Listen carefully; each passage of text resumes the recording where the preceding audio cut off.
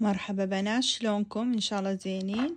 وصيت كم شغلات من البيج فقلت خلي اشارككم بمشترياتي، فتعالوا ابقوا وياي شوفوا شنو اشتريت.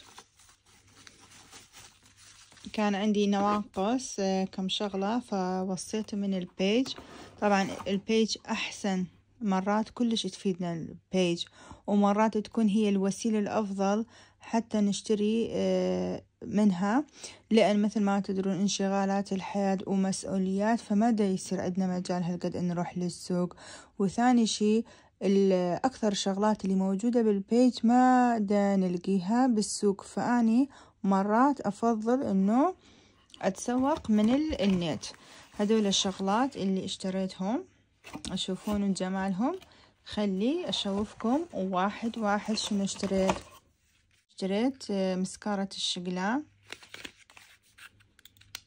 طبعا اني مشتري من قبل، كلش اعشقها، وبيها طرفين، طرف يطول الرموش وطرف تنطي كثافة حلوة للرموش. وخلينا نشوف بعد شنو مشتريه.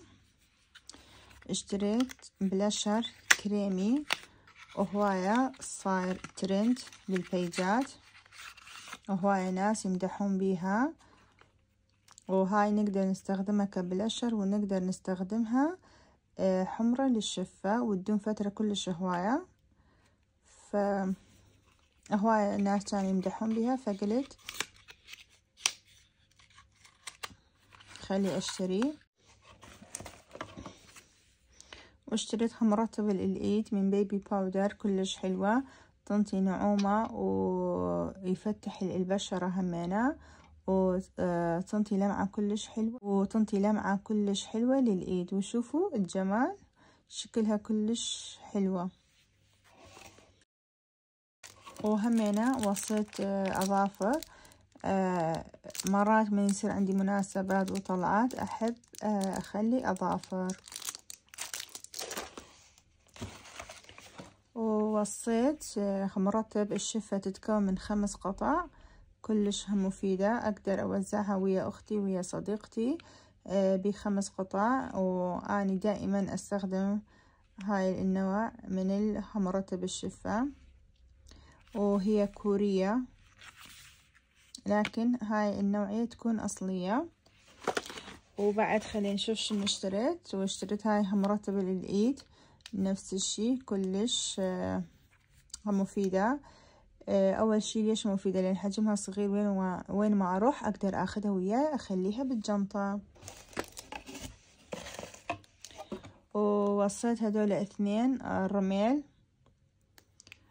هاي من هيلو كيتي، كلش حلو. وهاي همينة، هدول انواع تكون كورية لكن اصلية، كلش اصلية، لان اني مجربتهم من قبل، مو اول مرة اوصي من البيج، اكثر من مرة دا اوصي من البيج هاي الانواع من الرميل، تدوم كلش فترة هواية. واشتريت هاي الحمرة الفرو، هواية دا يمدحون بي وصايرة ترند، فقلت خلي اشتري.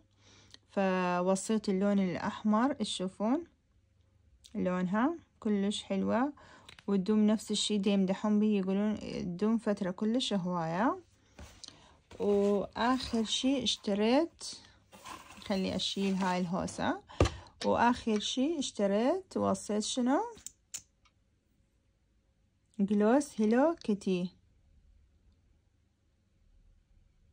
بلمعة كلش حلوة، تشوفون لمعة قد حلوة.